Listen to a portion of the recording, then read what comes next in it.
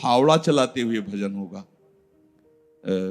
जब नाम का अभ्यास करना था तो नई अवस्था थी, तो गुरुजन हर समय सेवा में लगाए रहते थे। बड़ी बड़ी पत्थर की शिलियां आश्रम में थी, उठा उठा कर उनको जमा कर खोद के बराबर करना, तुलसी का बगीचा लगाना, गेंदे का बगीचा लगाना, और वृक्षों को हैंड पैप से भर भर के पानी 100 बाल्टी खूब सींचना खूब, और उसमें भी नाम स्मरण करना।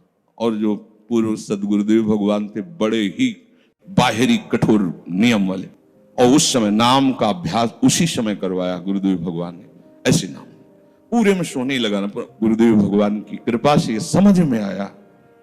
तो हमें लगता है कि कोई भी काम करते हुए भजन हो सकता है, कोई भी। अरे जब युद्ध हो सकता है तो और क्या बात है। अब बोलो आपका निर्णय कि मैं परमार्थ में जाऊं या व्यवहार ठीक करूं। हम कह रहे हैं वो व्यवहार ही परमार्थ बना लो ना, भागने की जरूरत कहां है। और जब आपकी अरुचि बढ़ेगी, वैराग्य बढ़ेगा, तो तुम्हें कोई रोक नहीं पाएगा। वो तो स्थिति आएगी, और अगर स्थिति के लिए बिना तुम भागोगे तो यहां के वही प्रपंच करोगे, यहां भी वही प्रपंच करोगे, भजन नहीं होगा। तो पहले तो साधक को इस बात को लेकर संदेह होता है कि संसार का व्यवहार करना कर्तव्य है या भजन करके भगवत प्राप्ति करना कर्तव्य। अब उसका सत्संग के द्वारा निर्णय होता है, चाहे शास्त्र का चाहे संतों का, कि नहीं नहीं मुझे तो इस जन्म में भगवत प्राप्ति करनी है।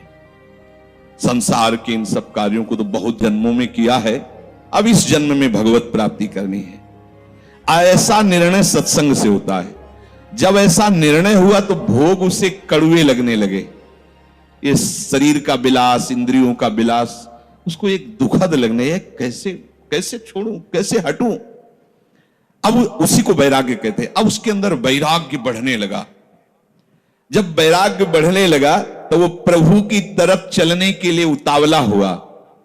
अब उसके सामने प्रभु की तरफ चलने के लिए जो बताने वाले हैं वो शास्त्र हैं और वो संत जन हैं।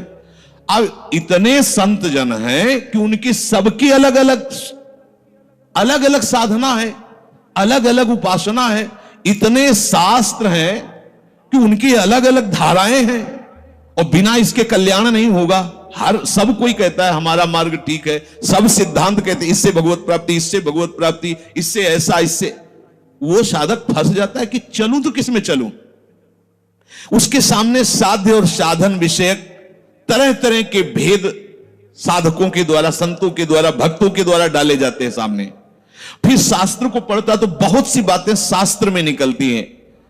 अब वो बेचारा परेशान हो जाता है कि अब मैं क्या करूं। संसार का तो सत्संग के द्वारा समझ लिया कि ये ठीक नहीं,